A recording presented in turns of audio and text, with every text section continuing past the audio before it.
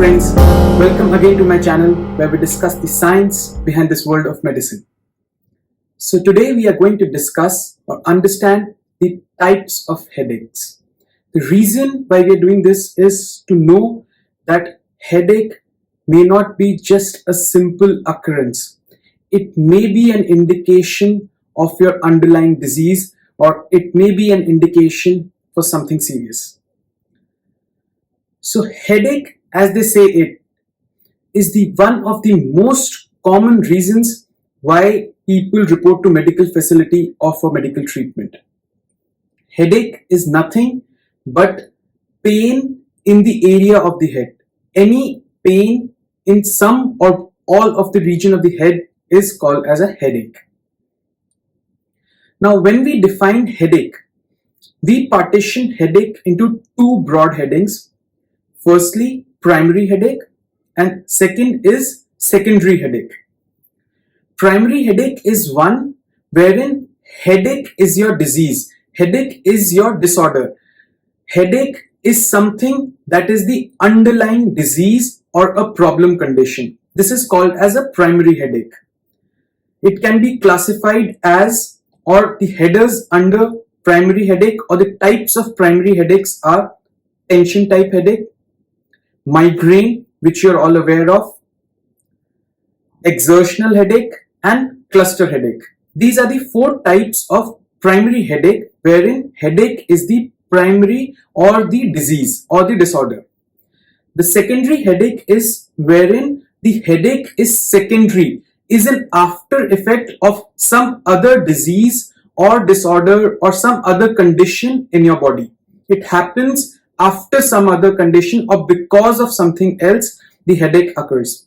The types of secondary headache are systemic illness headache, wherein there is some infection, illness in your body which causes a headache. The second can be due to some brain injury. Third can be due to some tumor in the brain. Fourth can be a sinusitis headache, wherein the sinus cavities get inflamed. Then can be spondylitis, wherein you have neck pain along with head pain. Then can be due to dehydration, due to caffeine withdrawal, due to some kind of hemorrhage in the brain, subarachnoid hemorrhage, brain hemorrhage, or any other kind of hemorrhage in the brain. So these are conditions wherein you may experience or what we call as the types of secondary headaches. Now we will understand few of the common types of headaches that we just discussed. We will discuss them in detail. But before that, let us understand why does a headache happen? Why at all, or what is the science behind this headache? So what happens is, all across your body, your complete body has sensors, nerve cells, which are called as nociceptors. These are called as pain cells in your body. The body has a beautiful mechanism wherein any disorder or anything when there is not in a normal condition in the body, anything which is not in a normal condition in the body, these pain receptors or the pain sensors get activated and relay and give command to the brain, yes, there is something abnormal, and this sensation is sensed by brain as pain. Similarly, in the head region, in the brain, in the skull, in the muscles, in the blood vessels, in the neurons, we have nociceptors. These nociceptors or the pain cells or the pain sensors sense anything abnormal that is there in your head region and conveys the message of this abnormality as pain to your brain. To your thinking process, it conveys a sensation of pain. Anything abnormal is conveyed as pain. So this is the broad pathophysiology or the broad medical science behind why do you have headache or why at all there is a sensation of pain. Now, if we look at tension type headache, tension type headache is wherein you have a band-like pain. All across the bilaterally on both sides of the headache, you have a band-like sensation that something is pressing you very hard. It is chronic. It starts slowly. It is less to moderately severe. Very rarely is it very severe condition. It is chronic, means it occurs frequently or infrequently, but it keeps on happening in episodes, and it happens over a longer duration of time, and it is associated with no other illness. So means tension type headache is a band-like pain which is chronic for a long period of time, slowly increasing in pain, and does not aggravate or by any other condition, or is not associated with any other problems in your body. So this is called as the tension type headache, which is the most common headache in the medical facility. The reason why this tension headache happens is not known to science, but it has been proposed that there are a variety of environmental factors like stress, strain, or there are a lot of other factors which induces some hormonal changes, which induces muscular contractions, which cause these pain. The second pain which you might be aware of is the migraine pain. Migraine is again classified into variety of types, but broadly understanding, a migraine pain is unilateral, means on one side, either on the right side or on the left side. It is a throbbing pain, means it comes and goes, comes and goes.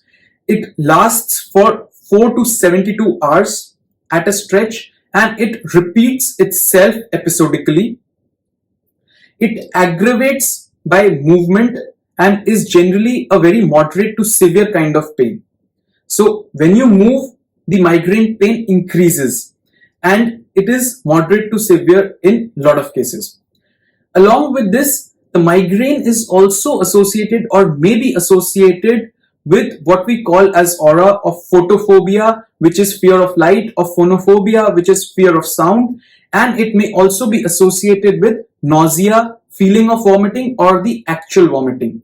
If you have few of those symptoms, 2-3 of these symptoms, you should visit a medical facility for diagnosis of a proper migraine illness and take treatment accordingly. Now the third and fourth category, which was the exertional type of headache and cluster type of headache. I'll first explain. Cluster is a headache wherein you have retroorbital, means behind the eye you have a severe pain. This is a cluster headache. And exertional pain is wherein you exert your body and your muscles in the head sometimes get stretched, and it conveys a sensation of pain. These are all the examples and explanations of primary headaches. Now coming to the secondary kind of headache, wherein the most common facility is the illness headache, wherein you have systemic inflammation in the body, infection in the body, which may manifest as a headache as a secondary output. This happens because of some sensations of pain being activated in the brain due to some hormonal changes, due to some enzymatic changes in the body.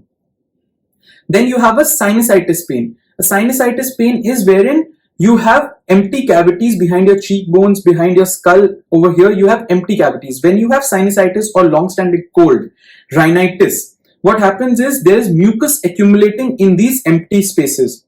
And as I said, that this is abnormal. Mucus accumulating in these spaces is an abnormal condition, and there are nociceptors or pain receptors over here which convey the sensation of pain to the brain, that yes, something is abnormal over here, and you feel a sensation of pain. You might easily realize that if you have sinusitis problem and you take steam and blow out a lot of mucus out, you will suddenly realize that your head feels light.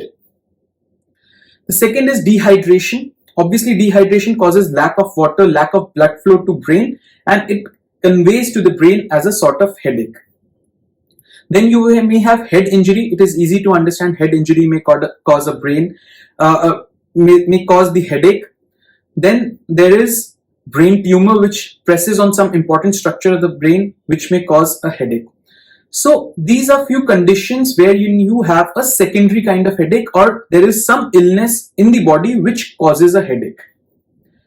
Now, understanding this concept or the types of headache and the various headers, I just wanted to elaborate this point that this is important for you to not neglect your headache. Your headache may be an indication of some disease in your body, some abnormality in your body, which may require a medical care or a medical attention. So I request you to take a note of it, that whenever you have headache, do address it with a medical practitioner if that is repeating again and again. Or if it is very severe, I would still suggest you to look at the causes. It may be secondary to some kind of a disease or a condition. So friends, I hope this video was useful for you. If yes, please like, share and subscribe, and don't forget to watch my next video. Thank you.